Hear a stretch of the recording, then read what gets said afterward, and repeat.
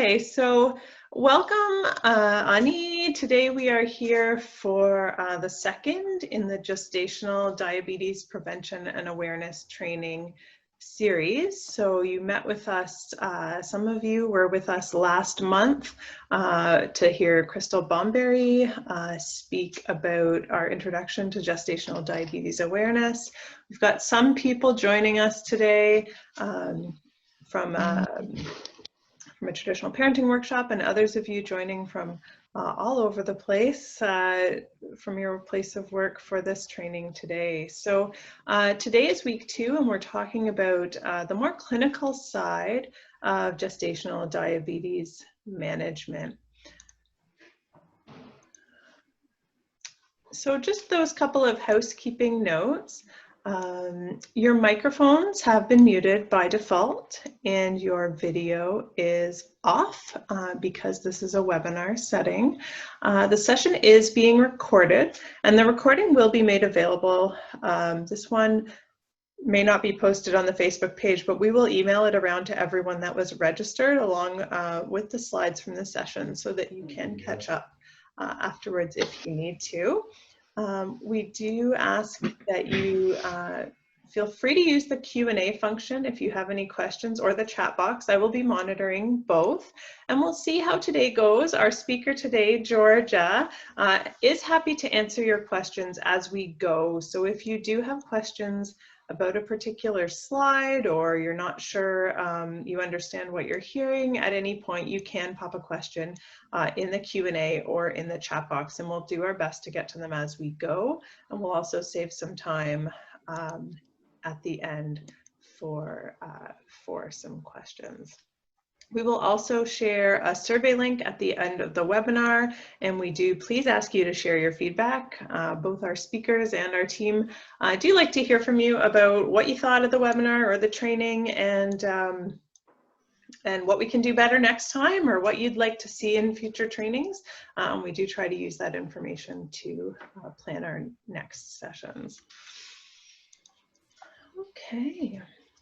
So I have the pleasure of inviting or welcoming today Georgia Baum. Georgia Baum is an IDHC staff member. She is our foot care client services worker, and she did for a short time provide gestational diabetes training for frontline workers at IDHC. Georgia is a mother to 2 sons and a grandmother of 2 beautiful granddaughters. She has been a nurse for 20 years and has been working with the Indigenous community off and on for over 20 years. While Georgia was in nursing school, she worked with Niagara Regional Native Center as a diabetes program coordinator. After graduation, she worked in a hospital on a surgical floor and gained a lot of education about diabetes and its complications. When she had an opportunity, she took the opportunity to work with the Indigenous community once again as a lifelong care worker, and met many clients who were living with diabetes. Georgia first came on board at IDHC back when it was SODI, the Southern Ontario Aboriginal Diabetes Initiative, and she worked there as a diabetes wellness worker for the West Central region until 2009, and then she returned in 2014 to her current position. So we're really lucky to have Georgia with us today. She's a wealth of knowledge. Thank you, Jessica. You're welcome. So here we go. We're here today for our gestational diabetes prevention and awareness training, talking about gestational diabetes management from a clinical perspective. And with that, Georgia, I will turn things over to you. Okay, thank you. It's really a pleasure to be here, and you know, this is kind of a new thing for many of us. So this is my first Zoom webinar training experience. So I hope everybody's patient with me. So just kind of to, I'm sure Crystal touched on this too, with the Indigenous Diabetes Health Circle, our vision and mandate. And our vision is to strengthen Indigenous community capacity to reduce the impacts of diabetes. And our mission, IDHC will achieve this vision by supporting Indigenous communities, families, and individuals by promoting holistic wellness models, building on traditional teachings and best practices to develop and provide programs, education, and resources, and building relationships and community capacity. So we have 3 departments within our organization, and it's body, mind, and spirit, with the body being the foot care department, the mind is the traditional knowledge department, and the spirit is the diabetes wellness workers, and they're located throughout Southern Ontario. So today's topic is gestational diabetes. What is it? We're going to discuss the risk factors, signs and symptoms, screening and diagnosis, and these are the Canadian clinical guidelines, pregnancy with gestational diabetes, pre-gestational diabetes, pre-existing diabetes, and pregnancy. So that's going into your pregnancy, or going into a pregnancy already having diabetes. We're going to discuss the clinical model of management, complications for mother and baby, and role of the frontline workers. Our 3 departments in the programming and services in each department focus on the whole person and not just the physical illness of diabetes. The sweetness is representative, or the sweetgrass is representative of the interconnectedness of the mind, body, and spirit as it relates to wellness and healing, but also represents how our distinct departments are also interconnected. So, what is gestational diabetes? Next slide. So, what about prenatal high glucose? So right from the beginning, glucose affects baby right from the start. Higher glucose levels can present during pregnancy, even when there's no gestational diabetes diagnosis. Not always recognized, the prenatal high glucose is not always recognized by the medical field.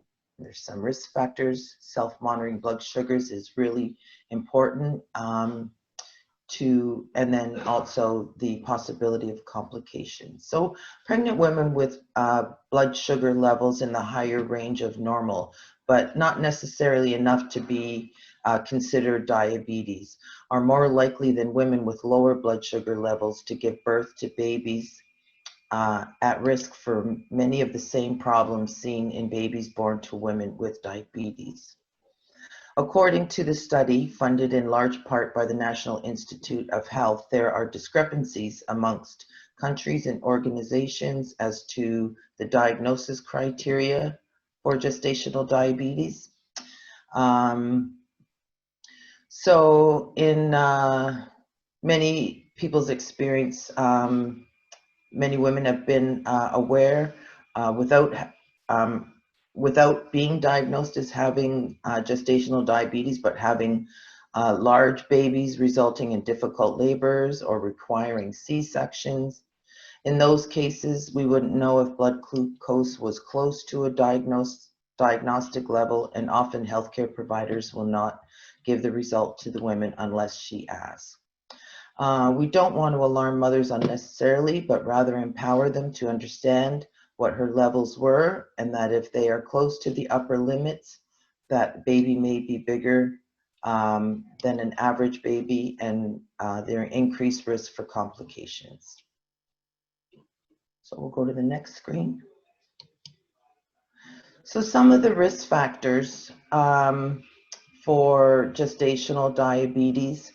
One is being of Indigenous descent or other high risk group, African, Asian, Hispanic, South Asian.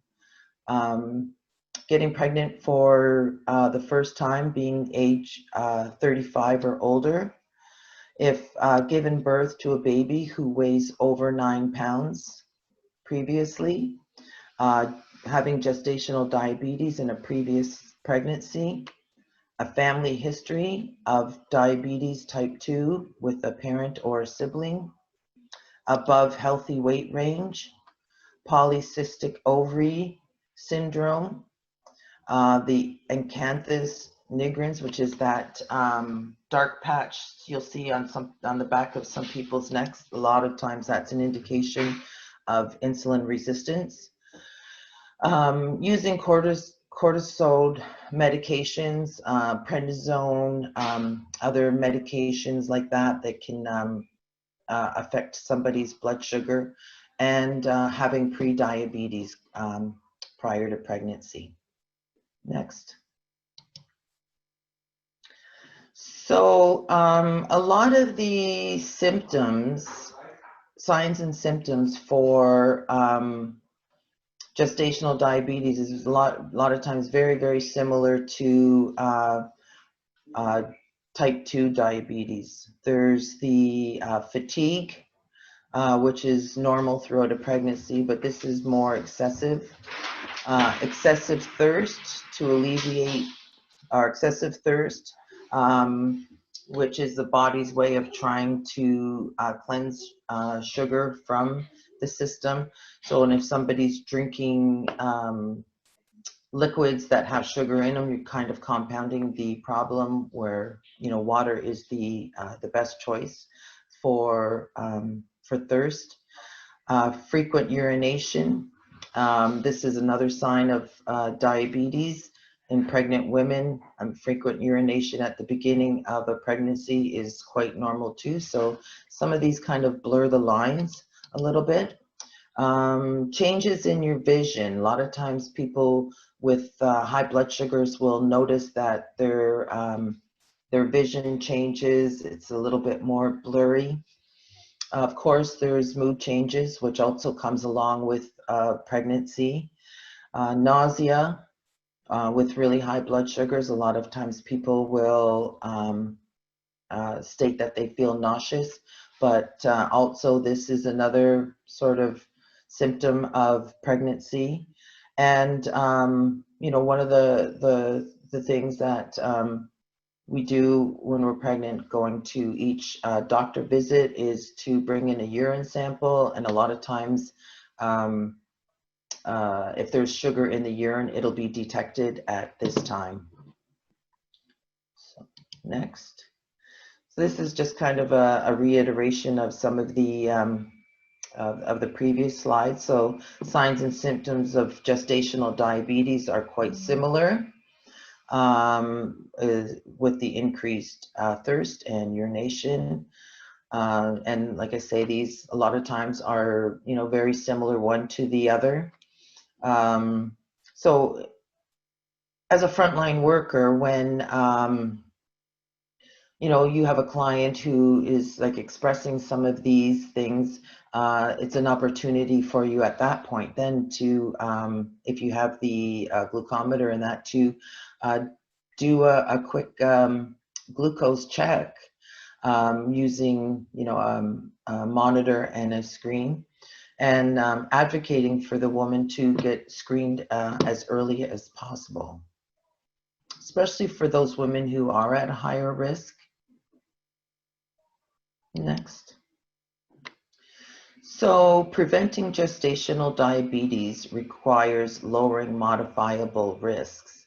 And, you know, some of the things we have control over, some of the things we don't have control over. So it's not always possible to prevent gestational diabetes, as certain risk factors make it more likely that a woman will develop gestational diabetes during a pregnancy. However, maintaining a healthy weight before and after conception, eating well, and exercising regularly during pregnancy can all reduce the risk. Research throughout Canada and the United States have studied various strategies to prevent gestational diabetes. It is important that frontline workers follow reputable organizations in order that safety measures for mother and baby are never compromised.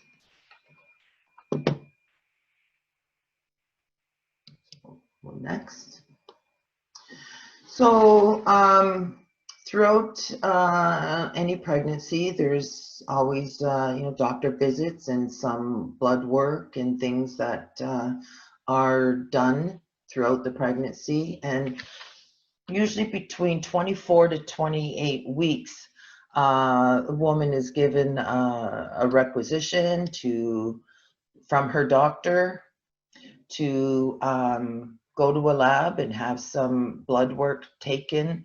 And at this time, between that 24 and 28 weeks, this is when a lot of times people will have the blood test to see if they have gestational diabetes. And how they do that is providing a sugary drink, and the woman waits an hour and then has her blood work taken, and it's sent to the lab, and results are sent back to the doctor. So early detection is really vital, so that the woman can have a healthy pregnancy and baby, and keep blood glucose under good control, to ensure healthy outcomes. Okay, so this is from the Diabetes Canada website. This is the diagnosis for GDM, and it's the oral glucose challenge test, the one I was just discussing. So again, they have parameters with that they suggest that after 24 to 28 weeks, the woman is given a 50 gram glucose challenge test. So after an hour, if the results of that test are 7.8 or less, that's considered normal. So after that test, if the results come back that the glucose levels are 7.8 to 11, then they move on to the tolerance test. So, and then if it's after the 1 hour, if it comes back at 11.1 or greater, it's immediate diagnosis of gestational diabetes. Next. So, so it kind of was explaining a little bit here, like with the first approach, and if it's less than 7.8, they just go and they reassess if necessary later. If it's kind of in this gray stage, 7.8 to 11, they redo the test with higher amount of glucose, and they measure at the 1 hour and the 2 hours. Blood is drawn. If at 10.6 or greater after the 1 hour, and even if it's just 0.1 of a value that is exceeded, it is a diagnosis of gestational diabetes. Does that make sense to everybody? I hope. Okay, next. Georgia, I'm monitoring the chat box here for you. I haven't seen any questions yet, but okay. Oh, I say a yes.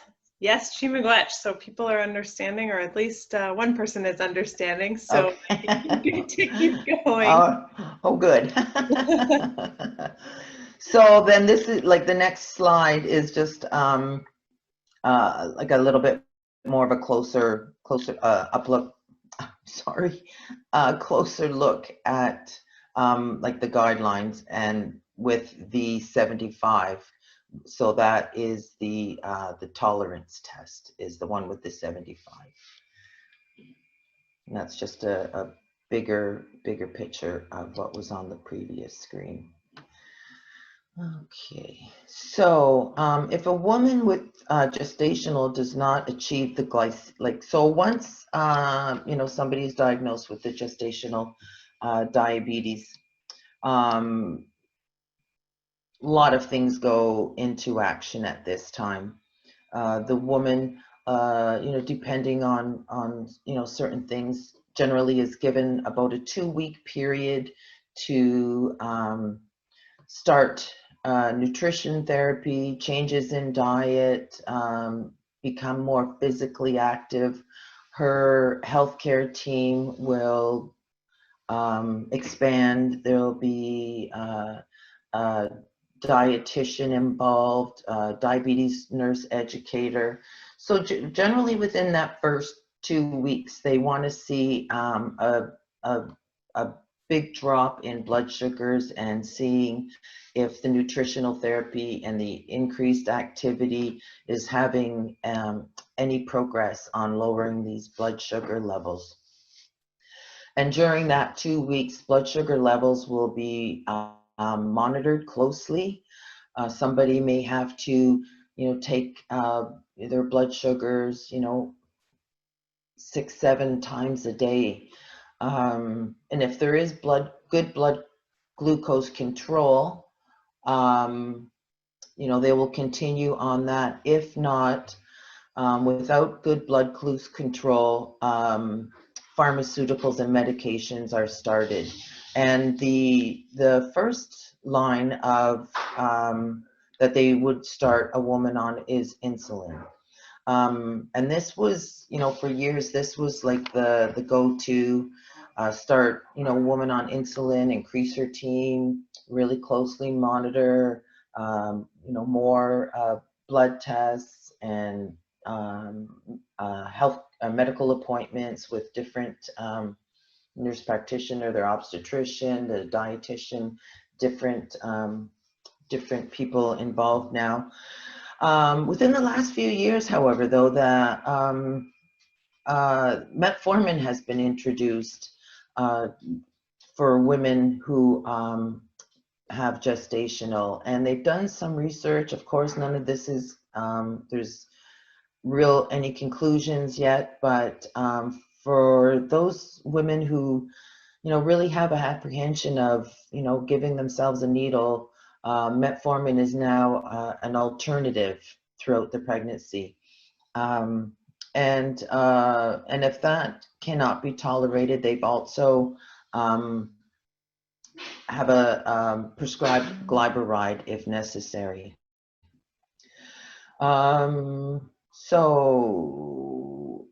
Which is kind of good news. That's not necessarily, somebody has to go right to the needle. So that's kind of good news and interesting for the. So this next slide. So after the diagnosis of gestational, there's, where do we go here?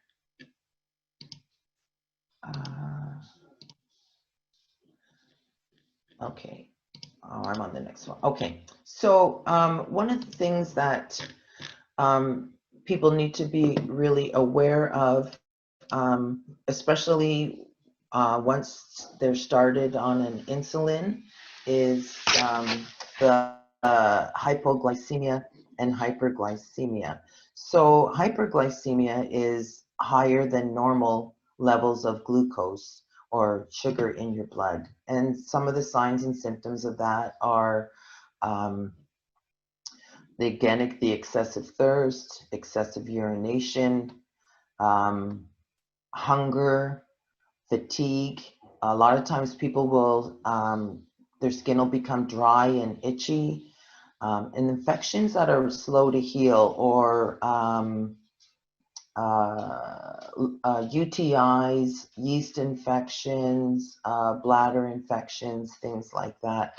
A lot of times, if there's the bacteria that's present and there's high glucose levels within the blood, the sugar feeds the bacteria, so it's a great opportunity for a breeding ground for certain bacteria. So it's really important for that to keep blood sugars within their normal ranges. So and sometimes people with hyperglycemia, they don't have any symptoms at all. In this case, the only way to know is to be monitoring your blood sugar levels. either prescribed by a doctor or nurse for lab tests, finger pokes. People could have their own glucometers at home and able to, check for themselves on a daily basis. One of the more concerning things, especially for people who are on insulin, is the hypoglycemic reaction. And this can be deemed a medical emergency. So it's really, really important for frontline workers to know what these signs and symptoms are and to relay that information to their clients of who are especially on insulin, because it, like, once it's injected, it's in the body. So knowing these signs and symptoms of a low blood sugar, this includes hunger, dizziness, and these are kind of the things that will first manifest and show themselves. So there will be dizziness. A lot of times people will be sweating. You'll see like hands shaking. They'll become pale, confused. It almost appears as though that perhaps like, they're impaired in some way. Blurred vision, irritability, fainting, and possible seizure, then coma.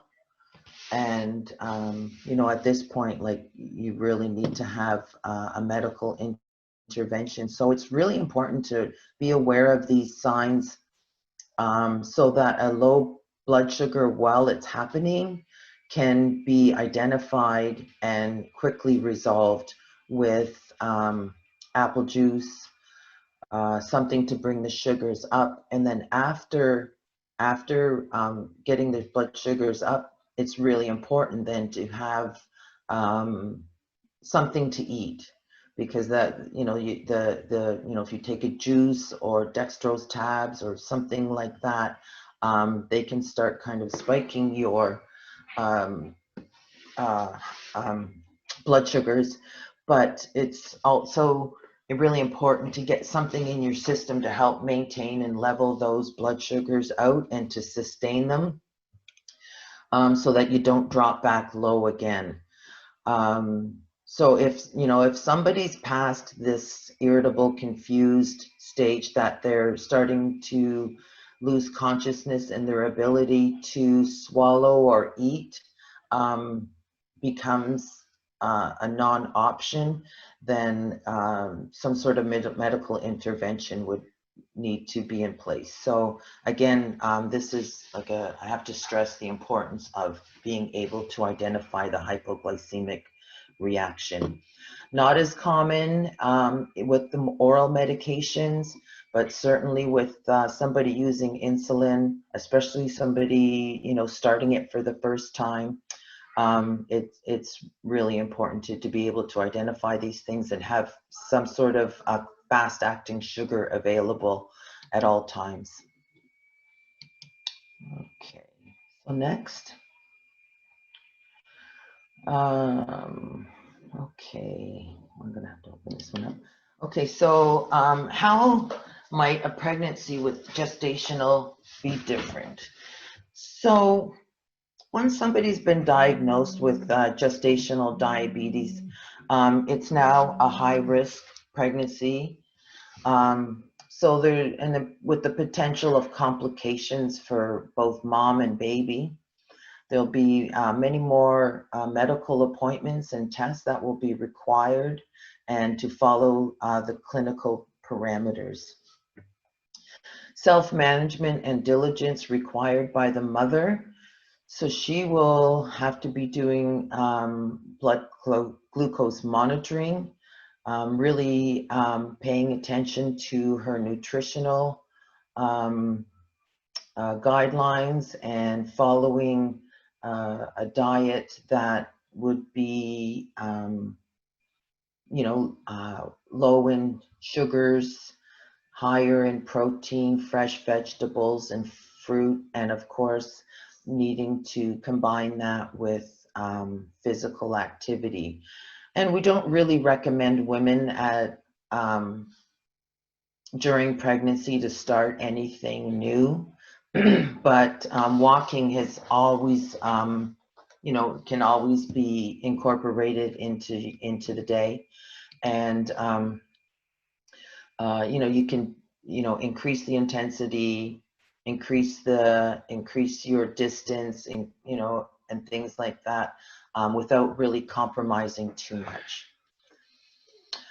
So a lot of times with the diagnosis of a gestational, comes with some concerns and heightened emotions and some fear and anxiety and a lot of questions and you know, perhaps guilt, you know, thinking that, is there something that, you know, could have been different? Is there something that, you know, the mother did do or didn't do? So you know, and as frontline workers, you know, it would be your role to help subside these negative emotions that somebody might be feeling. Excuse me. Um, Sometimes like women will feel like they're, you know, they've lost out on this chance to have a, like a quote normal pregnancy, and maybe even feel a bit alone. So this is really where the frontline worker can come in, and other community supports can come in to help help through this process. Okay, so the clinical model of management, primarily and optimally, like we want to keep those blood sugars within the normal ranges. Within the normal ranges, you know, pregnancy proceeds, you know, pretty much like a normal, typical pregnancy would, keeping mom healthy, keeping the baby healthy. So this is the goal, is good glycemic control. And to be able to do that, blood glucose monitoring, the self-monitoring, is really important. Tracking those numbers and seeing what foods will affect blood sugar levels, and what physical activity, how that will relate and equate to normal blood sugars, and the medications that are necessary to take during this time. So there's, you know, quite a few things that the mom can do to help keep those blood sugars within the normal ranges. And then there's the medications that are part of this model as well. So, you know, taking their medications as prescribed by the doctor. Insulin is always the first line that we discussed a bit earlier. Metformin may be used if insulin is declined. And then we mentioned earlier too about glyburide if metformin cannot be tolerated. Excuse me. Okay, so from moms who have gestational, some of the concerns is that the labor could be long and difficult, especially if the baby is larger baby, over 9 pounds. During this time, blood sugar levels will be really closely monitored, just to ensure that there's no big drops in blood sugar. And an obstetrician is pretty vital during this time, but there's nothing to say that you know, the woman couldn't have a doula or a midwife and some sort of other supports if necessary during labor, delivery, and postpartum, which I'm sure will, you know, would benefit her.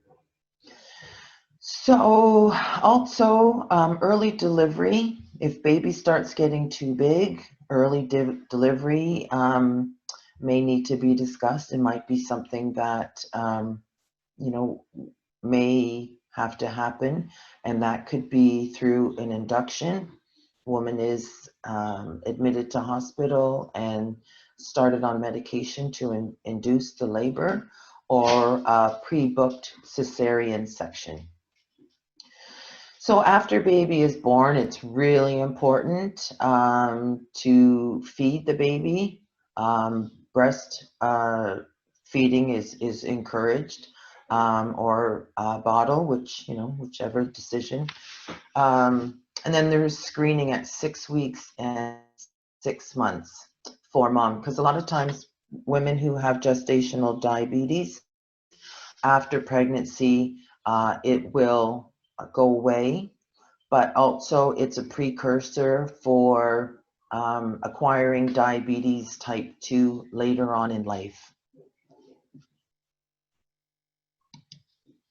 So next. So some of the complications for mom is high blood pressure. If blood sugars are running too high for too long, it will impact blood pressure, and sometimes just pregnancy itself will contribute to high blood pressure. So this is something that needs to be closely monitored. Polydramnose, which is extra amount of amniotic fluid, and it's believed that if glucose or blood sugar control is if blood sugar is not controlled and there's high blood sugars that mom has, that blood supply that she has also feeds her baby. So baby is getting fed higher amounts of sugar. And we know from previous that the one of the signs and symptoms of diabetes is excessive urination. So it's believed that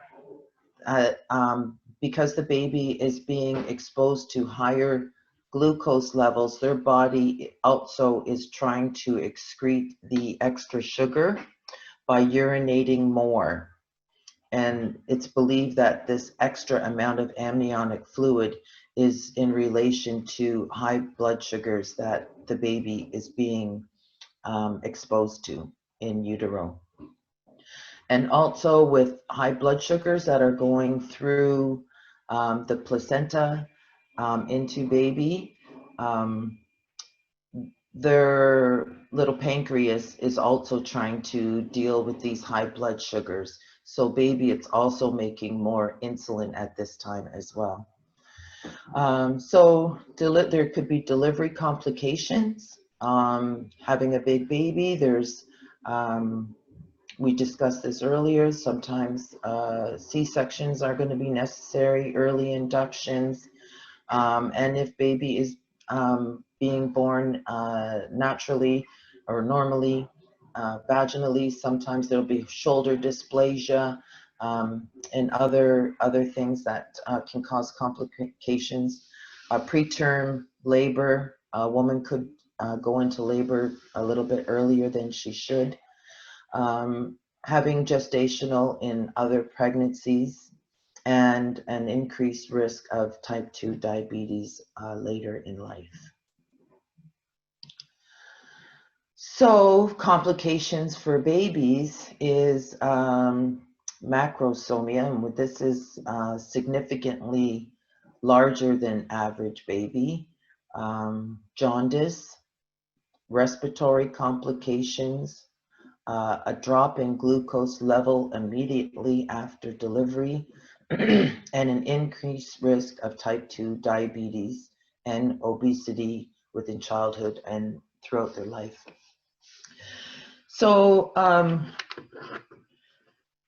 to kind of, I guess, express some of the seriousness, like of the drop in glucose immediately after delivery.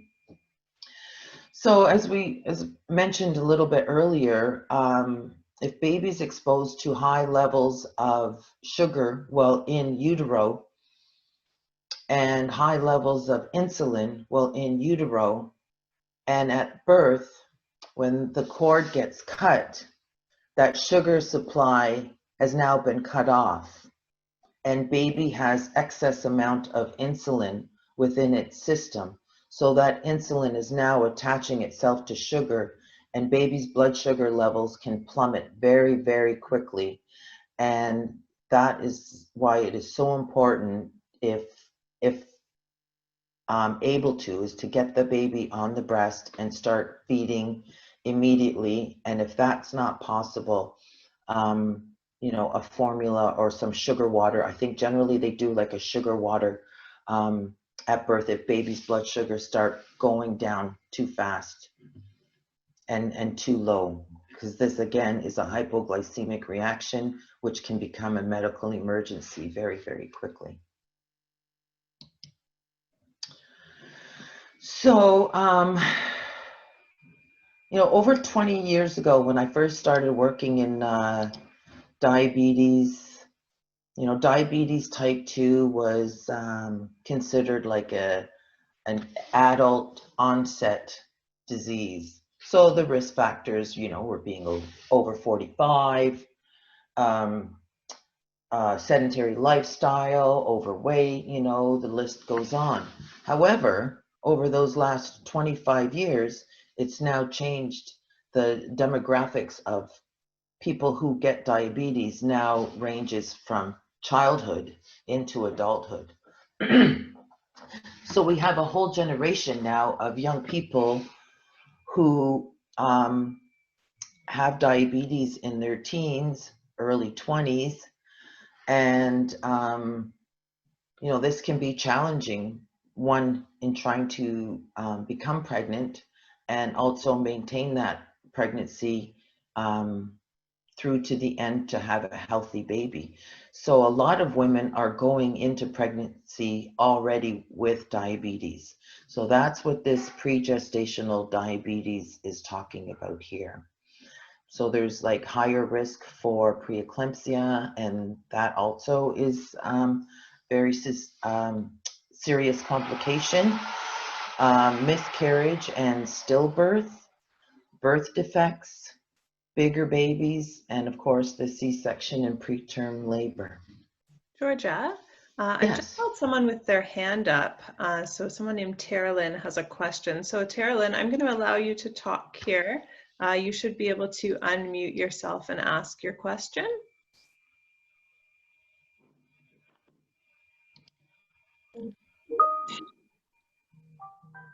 So it wasn't really a gestational diabetes question, but I did have gestational diabetes with my 6-year-old daughter who has autism. And she does, I am actually what they call a reactive hypoglycemic now.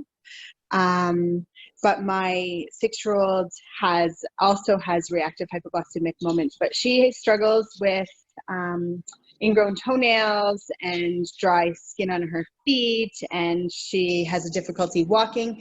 She was born with shoulder dysplasia, was 8 pounds, 13 ounces. I did not have gestational diabetes, or not diagnosed anyway. My second baby, who is 22, so there's 16 years, he was a 10-pound baby. And again, I weighed 140 pounds fully pregnant with him. And was not diagnosed with gestational diabetes. So my question was, is that, you know, will she end up being a type 2 diabetic later on? And not will she, but is there a probability of that, that infants of parents that have gestational diabetes or reactive glucose issues? And then could you refer us to a foot care person for a 6-year-old in the Aurelia area? Oh, I'm wearing 2 hats. Yes, we can refer her to somebody. Yes. Perfect. Well, and I can't really say for sure, but I know I've talked to a lot of people who you know, later in life became diabetic. And they, you know, a lot of times you know, part of their story is when I was younger, I used to have like hypoglycemia all the time. Like it was like almost like the pancreas was overstimulated, making too much insulin. And then at some point, like the coin sort of flips and, you know, it's not making enough insulin, or the insulin it's making isn't sufficient to, you know, to do its job in taking the glucose from the blood and moving it into the cell. So, you know, no, I can't say for sure, but, you know, some of the preventative things, you know, eating a balanced, nutritious diet, you know, staying active, keeping those stress levels managed properly and appropriately. And, you know, there's things that can, you know, you can do to maintain health. So like for me to just say, yeah, it's going to happen, or no, it's not going to happen, I wouldn't be able to really at this time. But you also bring up a really good point of, you know, I've known of a few people who were never, you know, specifically diagnosed with gestational diabetes. However, at the end of the pregnancy and during delivery, like there was a lot of the things that were similar. You know, baby's blood sugar would drop at birth, you know, baby was big, you know, some other of the complications and things like that, but never really with the diagnosis of GDM. So, I mean, this is just a personal thought and feeling, is that, you know, for those women who are at a higher risk, I believe they should be tested much earlier in pregnancy. And those who are maybe just sitting below those boundaries, or, you know, those numbers that they have, like if you're 7.8 or less. So, you know, maybe during that time, if somebody was like a 7.5 or a 7.6 at 24 weeks, who's to say maybe at 32, you know. So this is, I think, also where the frontline workers can support their moms, pregnant moms, with, you know, glucose monitoring checks. Just do like a random, especially if something changes, right? Maybe the 24 to 28 weeks, no, but maybe at 32, 33, 34 weeks, all of a sudden, you know, that mom's got an unquenchable thirst and is just drinking, and, you know, just some of these other signs and symptoms start showing up. Like doing a random glucose is, you know, it's not going to hurt anything, right? But it'll either, you know, give you insight into like in further investigating, or give peace of mind. You know, but it's just a snapshot of what that blood sugar is at that moment under like certain conditions, right? So, you know, that for those women who you know, are just kind of sitting at those borders, it's a really good idea to monitor all the way through to the end of the pregnancy, because you just never know when that coin might flip, right? Thank you, Georgia. I've got another question here that relates to this slide. So before we move on, maybe we could address it.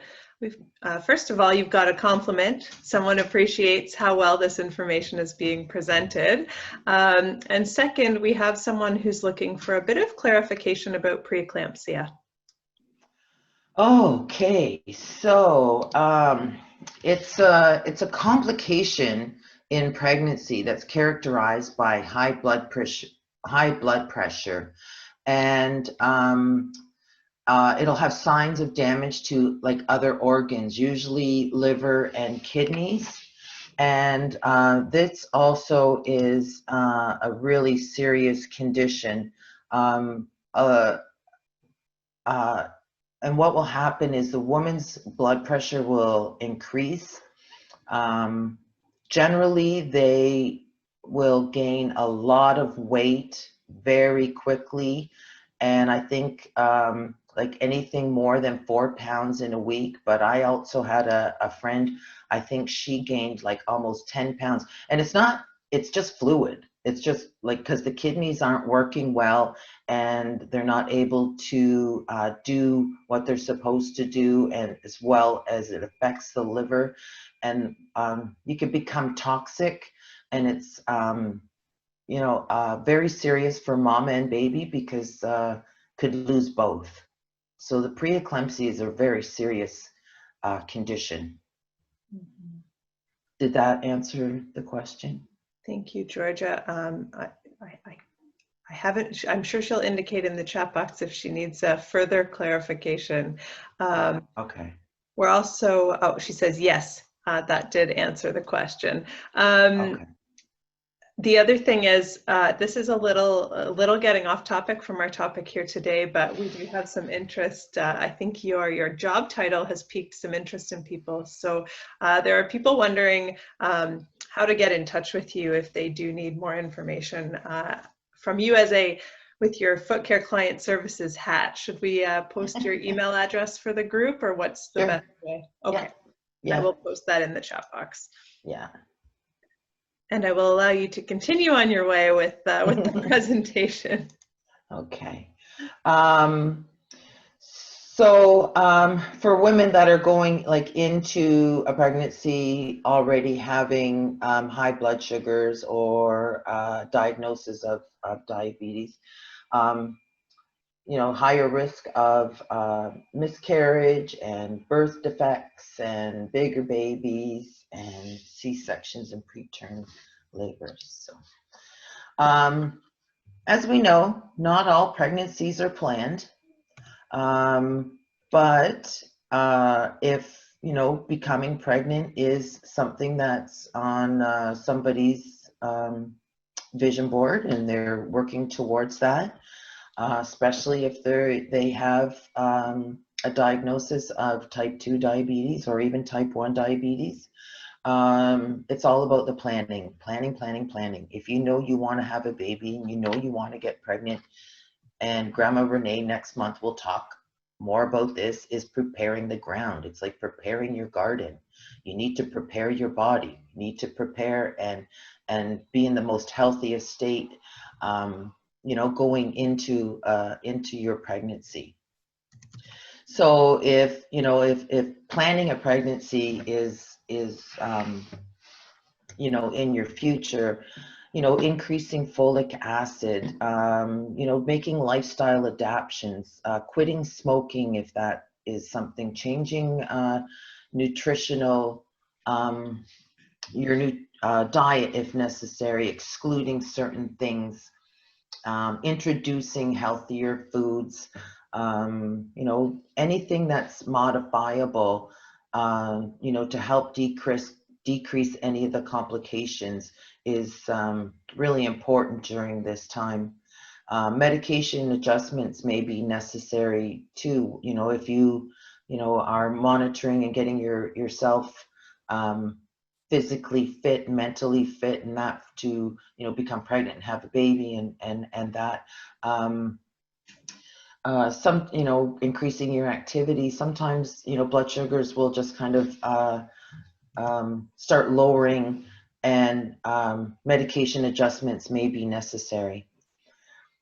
So, and I'll, like what we talked about earlier, women with diabetes going into their pregnancy or acquiring gestational in the future, or throughout that pregnancy, it's going to have an extended healthcare team and specialized, because there's going to be the dietitian and the nurse educator and the endocrinologist and social worker if necessary, obstetrician, midwife.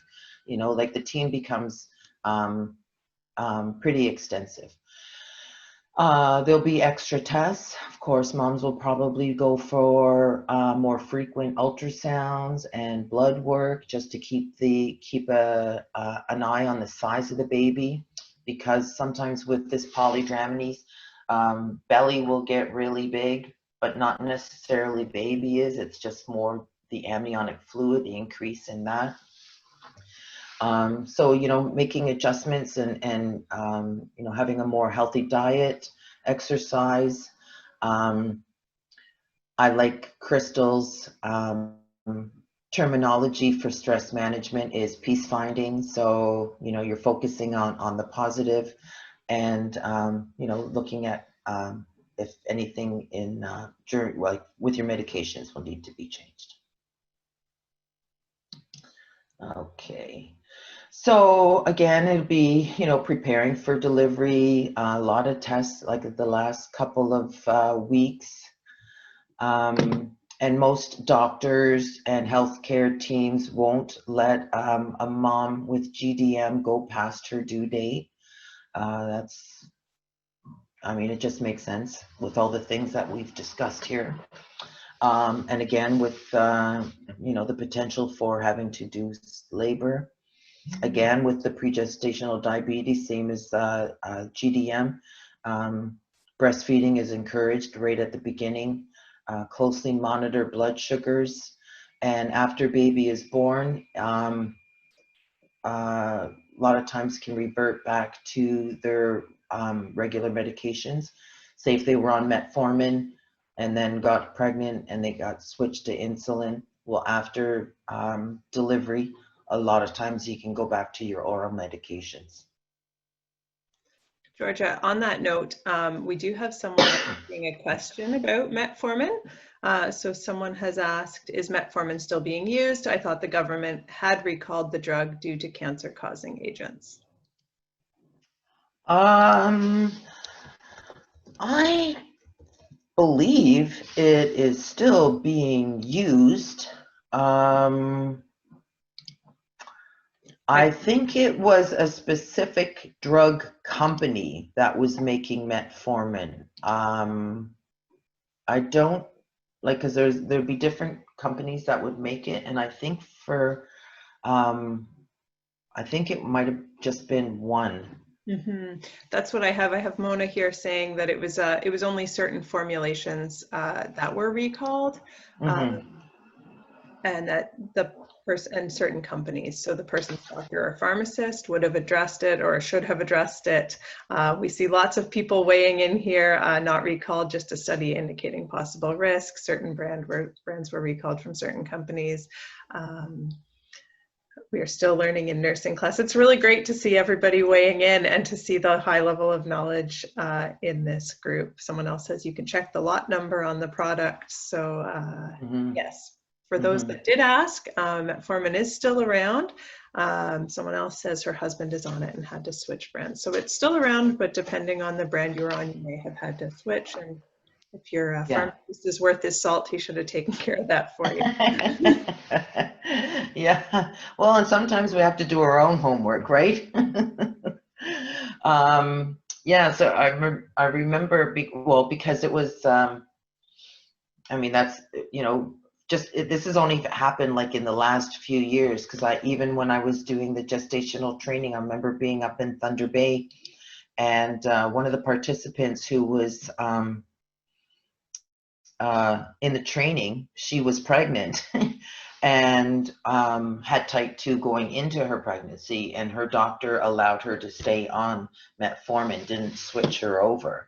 So that was like the first time I'd heard of that, and it's so like it is fairly new, but it used to be yeah, insulin right away. Like there was no playing around.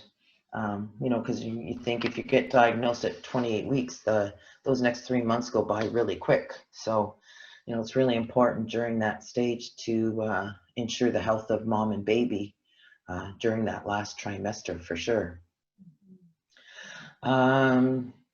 So, despite the high risk, you're still on. Did we go? I think we finished that slide. Yeah, okay. So despite the high risks and possible complications that come with gestational, there's good news.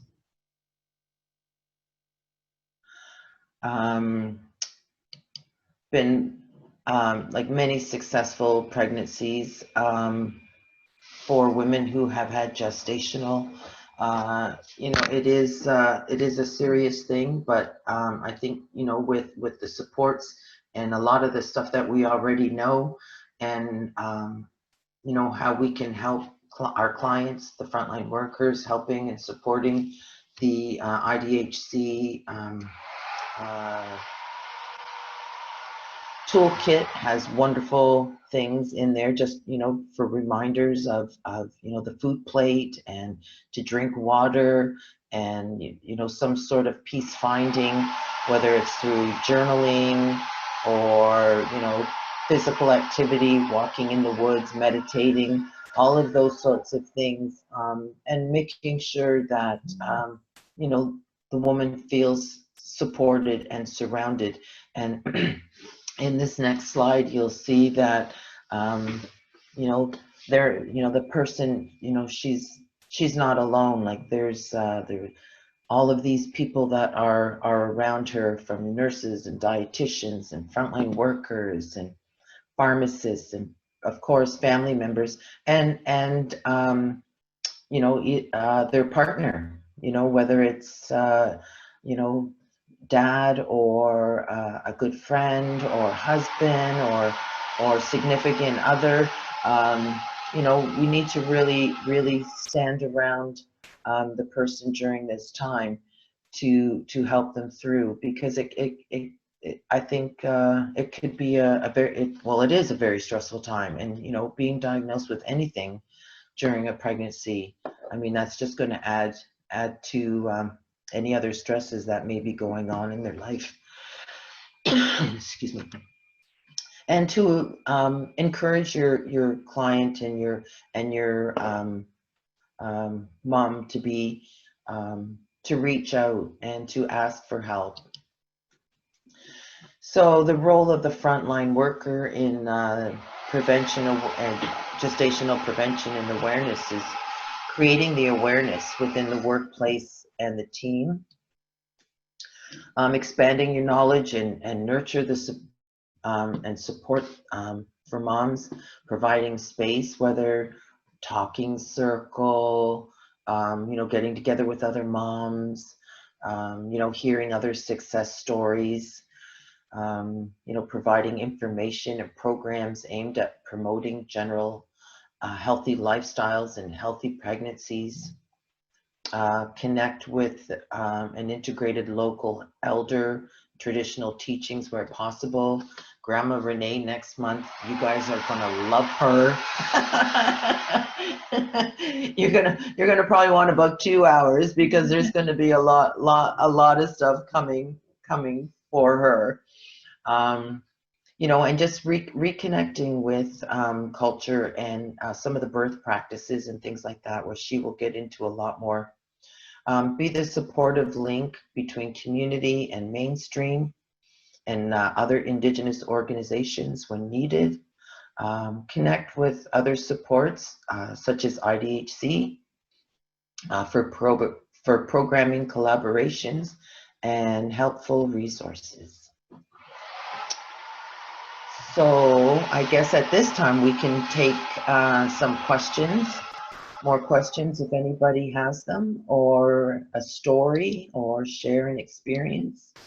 And yes, absolutely. I agree, Georgia. I'm going to invite now the group to communicate with us. If you have any questions, you'd like some clarification from anything, please throw a question in the chat box, or you can click the raise hand button if you like. Autumn says, miigwech, well-rounded presentation, Georgia, you rock. I agree.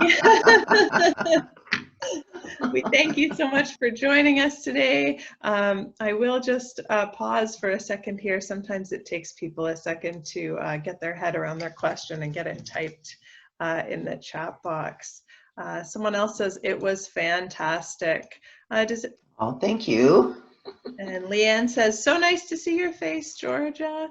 Hi, Leanne. You must have done a great job, because all I'm getting is compliments. Oh, good. You're not getting many questions. Oh, okay, good. But I will give people just one more minute to type those in. I know sometimes it does take a second for people to. Well, I know during our live presentations, a lot of times, you know, somebody will share, you know, their own personal experience of having gestational diabetes, or, you know, somebody that they love, you know, sister or mom or aunt or somebody. And, you know, it's nice to hear success stories. Absolutely. So we do have a raised hand here now. So Jennifer, I saw a raised hand from you. You may unmute yourself and ask your question.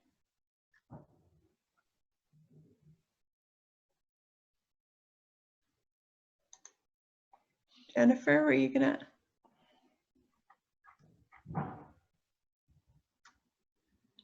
Okay, I'm not hearing from Jennifer, but I also, oh, that was an accident, she says. Kristen, Kristen seems to have their hand up as well. So Kristen, I'm going to allow you to talk. You may unmute yourself if you do have a question and ask it of Georgia. Awesome, thank you. So my question is, I'm thinking of my own experience, and I didn't have gestational diabetes, but I did have the gestational hypertension. However, after I did give birth to my son, who was 10 pounds 4 ounces, they did make me drink the orange drink. So I was wondering, what would be the purpose of having to do that test after giving birth? Is that like a proactiveness, trying to figure out if like diabetes had kind of followed you into the after part, or like from an informational standpoint? Now, I wasn't as strong as an advocate for information as I am now, but I think if that may be an experience of a family I'm working with, just to kind of understand how to help them understand why they would do that. Wow, that's a really good question. I don't know if I've ever heard of that. And there was no diagnosis of gestational. No, they made me try the orange drink but after I got out of recovery, because it was a C-section. So they brought the drink and said, we're testing for gestational diabetes. And my understanding at the time was like, well, that seems like something you would do in the beginning, not after I had given birth. So it's kind of odd now.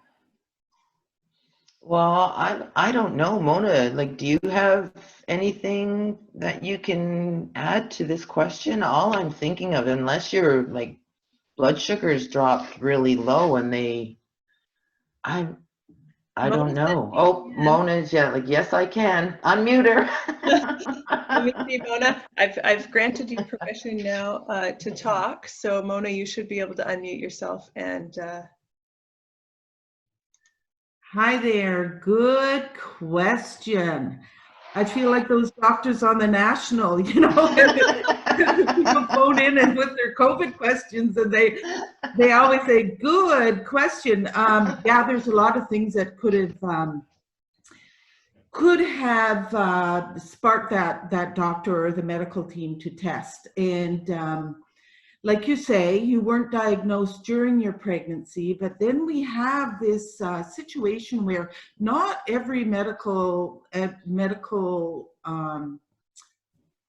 team, and depending on the country and everything like that, they have certain criteria for actually diagnosing the gestational diabetes. So if it came back that you did not have diabetes, yes, that's awesome.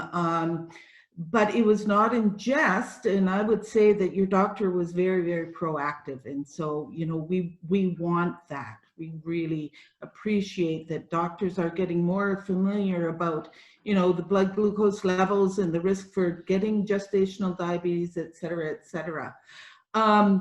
Again, every pregnant woman's body will adapt or not adapted to the pregnancy and the increased need for insulin during that pregnancy. So how long ago was that?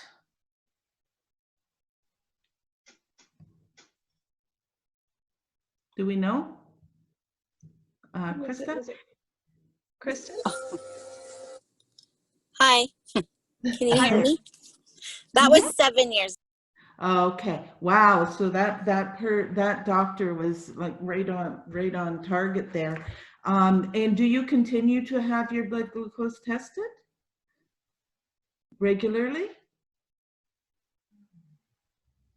Did we lose her?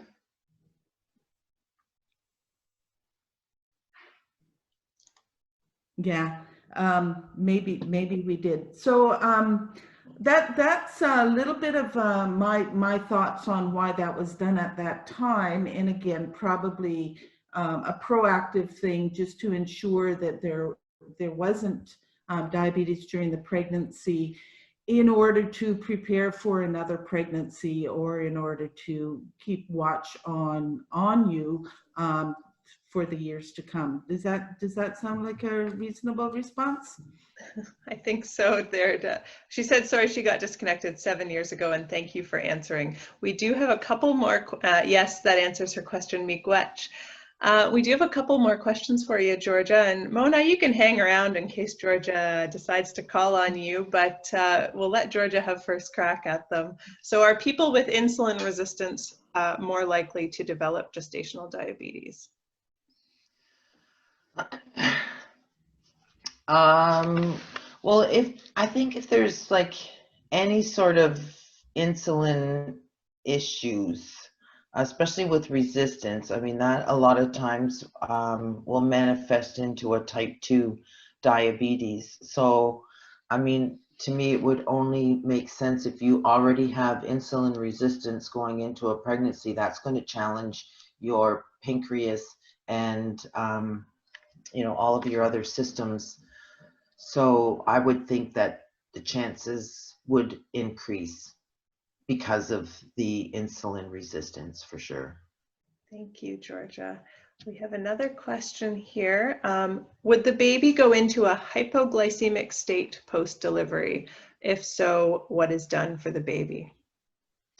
Well, yeah, this is one of the things that they really closely monitor, especially if mom's blood sugars have been in good control throughout the pregnancy, this potential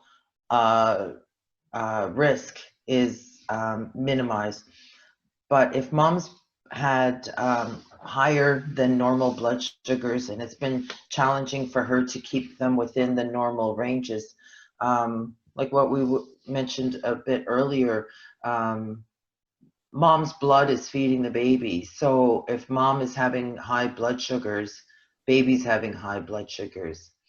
And their little pancreases and kidneys and everything are trying to function to keep the homeostasis, to keep everything in balance within their little bodies. So at the time when the cord is cut, that sugar supply has been cut off, baby now has excess insulin going through its system, removing all the blood glucose from the bloodstream, and the blood sugars can drop fast and into dangerous levels. So, this is why we really, really stress about keeping those blood sugars within normal ranges, like within the normal ranges. It's challenging, and that's why, the team is big. That's why you have your nutritionist. That's why you have your support people, that like to keep all of these things within those tight parameters is challenging. But the rewards are great. And, maybe if somebody's not successful with that, doesn't mean they're not trying. And, that's why like I've heard, some, really difficult stories where, mom wanted to breastfeed, right at birth. And I mean that for many women that's, sort of the birth plan and the dream and, that. But if blood sugars start dropping too fast in baby, it becomes a medical emergency. They have to do something. And, whether that's giving them a bottle with sugar water, like glucose in water, or starting an IV with glucose, the preferred way I would think is a bottle. you know, to maintain those blood sugars and get them back up so that, you know, something more detrimental doesn't happen to baby. And, you know, it's unfortunate that, you know, some women miss out on that initial bonding experience, like right from the beginning. But, you know, you also have to consider what's the alternative. You know, if baby's going low, they get lethargic, they're not going to latch. They won't be able to suckle, you know. So, you know, they really got to weigh like the pros and cons at that time. And a lot of times it's a split second decision that needs to be made by the medical professionals. So I kind of hope that answers the question and explains it a little bit. I think, yeah. Thank you, Georgia. That was clear to me. Someone in the chat box here says that in the lactation world, they talk about prenatal milk expression for diabetic pregnancies greater than 37 weeks to help learn the skill and store colostrum, bring milk in well, and maintain baby's blood glucose level. We see a huge benefit, which is really interesting. Yes. In my case, I've heard, you know, sometimes the baby, if it's larger, there's concerns, might need that hit of formula right away. After, if there are concerns about that blood sugar dropping, is something I've heard. But Mona here, our registered diabetes educator, certified diabetes educator, says she's got something to add. So I'll bring her in for another perspective. Okay, and thank you, Georgia. That was a really good explanation of that. And also, that's really interesting about in the lactation world. Like, I didn't even know that. That is awesome, awesome. That's great news. One of the things that I did want to mention is that with a frontline worker being the support to a person who has gestational, it could be something that you could mention to a mother is that the baby is going to be watched really closely when he or she is born. It might go into an incubator. Even though the baby may be big, the incubator in that more medical setting is to watch the baby closely for the things like the hypoglycemia and the respiratory problems and things like that. So that's one of the things that that can be brought up in a, you know, a non-threatening way, and, you know, a more safe environment to prepare that woman who has been diagnosed with gestational diabetes. And as well, even if there hasn't been a diagnosis of gestational, that baby is going to be watched closely. So another thing that I would like to add is that we really do promote midwives and doulas, but they are trained on all of this, and they will follow as many safety precautions for a high-risk pregnancy as your obstetrician and your nurses. So we really do promote midwives. Yes, thank you. Thank you, Mona, for that. We have, it's quieted down in the chat box here, and we are coming up to 20 after 2, and we're only here together till 2:30. So I'm just going to share my screen for a moment. Make one last announcement here. So we do thank you, of course, always for joining us. I think there was some confusion today about re-registering. Of course, the people that made it here managed to re-register for today's session, but just a reminder that next month we do have session 3 coming up in this gestational diabetes awareness and prevention training session, and that you do need to register for each one separately. I know it's a little bit of an inconvenience. We're working on streamlining the process, but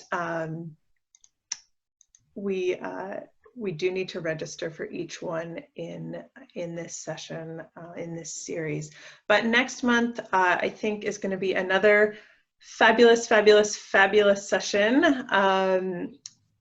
We're going to have grandmother Renee Thomas Hill with us. She is going to talk about her traditional teachings around pregnancy and childbirth. It's going to be wonderful. She always is full of knowledge. I invite you all to join us. It's always special when we have any of our elders joining us.